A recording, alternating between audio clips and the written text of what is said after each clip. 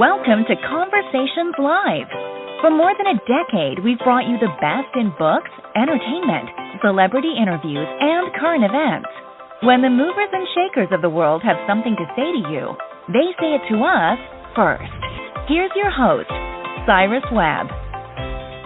Welcome back, everyone, to Conversations Live. I'm your host, Cyrus Webb. Glad you all could join us once again. Before a radio audience tuning in at WYAD 94.1 FM and WYADonline.com, we're glad that you all could be with us. Also joining us through our friends at iHeartRadio and Amazon Music Podcast. We're glad you all could be with us as well. Well, as we've been talking about, May is recognized as a lot of things, including Mental Health Awareness Month. And though that's important for all of us, our next guest has written a book that really shows women why they have to be able to take care of themselves. We're excited to welcome Angela D. Coleman to our broadcast today. Her new book is called The Art of Chilling Out for Women, 100-plus Ways to Replace Worry and Stress with Spiritual Healing, Self-Care, and Self-Love. This is a book I think that women will really enjoy, but I think us guys can appreciate as well. We'll talk to Angela not only about the writing of the book, but also what it's been like for her to share these tips with others. Angela, thank you again for the time. Really appreciate it. Thank you so much for having me. Hey, Angela, this is really exciting to talk to you because what I thought was so interesting about this book, and though you are directing it toward women, I think it's things for all of us to be able to keep in mind when it comes to taking care of ourselves in relation to our lives. What has it been like for you, Angela, to be a part of that conversation about it being okay to take care of yourself first? I love it. Honestly, I think it's about time that we stop having these very unreasonable expectations that stress us out and drain us of energy. I think it's been a setup, for self-sabotage.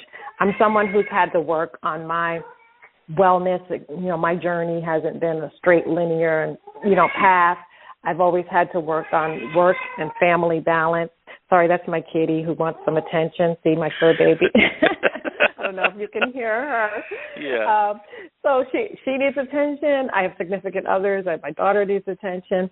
And when do you draw the line and say, okay, I have to honor and hold space, have an obligation to myself as well, commit to myself, and say, this is how mommy does things. This is how, as a worker, as an employer, as a daughter, mother, spouse, this is how I process life, and this is how I exist, and this is who I am. And so other people are starting to honor that, and I definitely appreciate the fact you said I read this book even though I'm a man. The Art of Chilling Out, it's universal. It's a universal rhythm of life. It's a natural rhythm of life, of restoration and peace and healing. And it's something that for women, I feel so guilty. I feel so bad. And that's why it's chilling out. It's like, really? Should I be chilling out? And if somebody says, hey, what are you doing? You say, nothing, or chilling out, like that's somehow a bad thing. It's not. Right. It's important. I want to change the conversation and the dialogue and the feelings that people might get, and assert the fact that it's an expectation that we should be having time for ourselves to chill out, to do nothing. Because in that space of quote-unquote doing nothing, we're really doing something really important for our health and our well-being. And Angela, that's the point that I think that guys can get to too, because it's we're expected sometimes to be doing something all the time as well, as a provider, and I think to be able to have that time for ourselves is also so important. I also laughed because when I got to point 67 in the book, my friends that know me know that I live in what they have called the bubble. So it was great to see you talk about the bubble, Angela. Point 67 was create a protective shield, and you say this in that particular tip: self-love and self-care are the keys to success and the key to your protection. We protect ourselves by prioritizing first self-love and then self-care. By loving ourselves, we place our own care above the care of others. And then you go on to say this, though, and this is the thing that I think is so important, and I want to talk to you about this. You say you can create your shield as a bubble or barrier, the thing that makes negativity bounce right off, the protective shield that makes you pretty invincible, undeterred, and unfazed. How important has it been for you, Angela, to protect your peace? Because I think that's another thing that happens. We allow other things just to seep into our lives that may have nothing to do with us, but we allow it to impact us. What has it been like for you to protect yourself with that barrier and to be able to find peace that way? I love that you bring up this section because it's one of my favorite visualization exercises and one of my favorite sections as well. And it shows you that a peaceful state can be hard-earned, and it's a peaceful state also has to be maintained. because it's about energy. And when you go into different places and spaces, you may be in your peaceful, happy, place of joy and prosperity and positivity, and smelling the flowers literally, and going out and looking at the trees. And then you might go into another space where not everybody is on the same page. And so that protective shield helps you to maintain your authenticity and maintain your emotional balance and maintain your inner peace in a way that allows you to move about in the world but be unfazed by the world, or as people say too, to observe and not absorb. Yeah. And it's not easy, right? And that's why this book really is about being willing to do the work. And I think that's it. I mean, it is work to be able to do just that. There's another part I want to go back to, point 4 in the book, Angela, that's a big one, relax to heal. You say this, many of us are taking care of other people, so much so that we get used to putting them first. Who is taking care of you? You are important too. It's time to take care of yourself. I want to ask about that question, that personal question. Who is taking care of you? How important has it been for you to ask that question and then to realize the responsibility you have to do it? Right. The first person who has to take care of you is you. That's the epitome of what we call self-care, which is beyond the superficial notion of just maybe getting a massage, taking a bath, or getting your nails done, or even brushing your teeth and having other really healthy habits that are important for our lives. But you've got to take care of you in the sense that you're setting up the expectations. You are teaching people how to treat you, respond to you. You are the one who establishes your time schedule, your daily routine. And so you are the one who you can take charge of incorporating the art of chilling out into your daily life to the point where you are making sure that you're maintaining your emotional, your physical, and your spiritual health.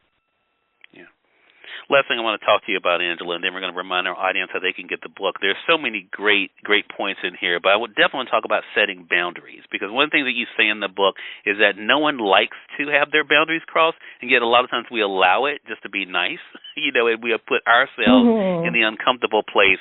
Talk to us about that, because I think, again, this goes for all of us, but I think, like you said, I mean, especially women have been put in situations, unfortunately, where they have had to just deal with things that maybe they don't feel good about, that may not put them in a good place. Talk to us about the importance of setting those boundaries. Oh, I'm so glad you brought that up as well. So awesome. Well, what we're talking about, in all of these instances with boundaries, with you controlling your time and your space and how other people treat you, is empowerment. It's part of the empowerment process, very important part. And boundaries have always been part of having healthy relationships with yourself and with others. So, for example, each chapter of the book, I talk about, I have an affirmation for each section, and then I have a holistic prescription.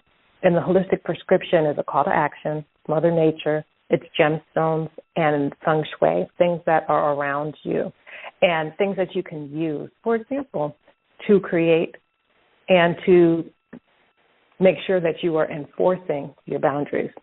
You can have your boundaries, but you need to communicate them, and then you need to also enforce them. And that's where I think sometimes people might lose. At first, they might not have them. Do you have boundaries in the first place? So you have to establish them. Then when you do have them, you have to communicate them to people so people know.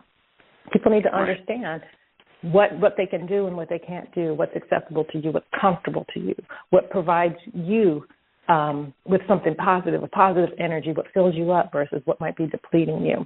And then when your boundaries are crossed, you do need to take a stand up for yourself, stand in your space, stand in you need to show up, basically, and say, these are what my boundaries are. You're crossing my boundaries. And then if you have consistent crossing of your boundaries, you have to make decisions on what you need to do regarding the boundaries itself, but the people, and even sometimes institutions. It could be institutionalized crossing of boundaries. Right. So and the boundaries come from that sense of self-love and self-worth, as in I deserve to not feel this way when somebody comes into a room, or when I'm working, I deserve to be treated in a certain manner. In my relationship, I deserve to be treated, and this is what I require, this is what I need. So really being very clear and specific about what those boundaries are. And when we communicate our boundaries, we don't have to do it on top of a hill with a sword in our hand and fire in our hearts. We can do it very gently, very nicely, and just letting people know that this is part of what is helpful for me. And the people that care about you, the people that respect you, are going to honor that. Once you honor yourself, it all starts with that. You honoring yourself in that way and increasing your self-awareness about what you want and what you need.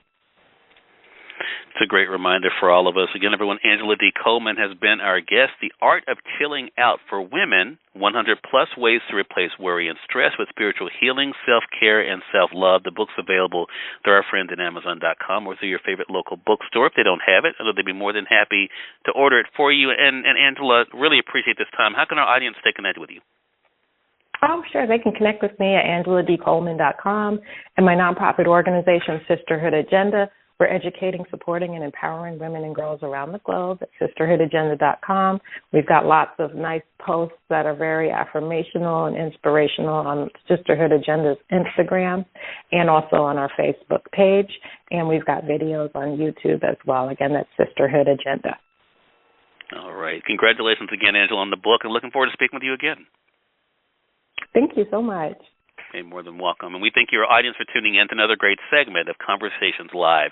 Until next time, I'm your host, Cyrus Webb, and as always, enjoy your day, enjoy your life, enjoy your world.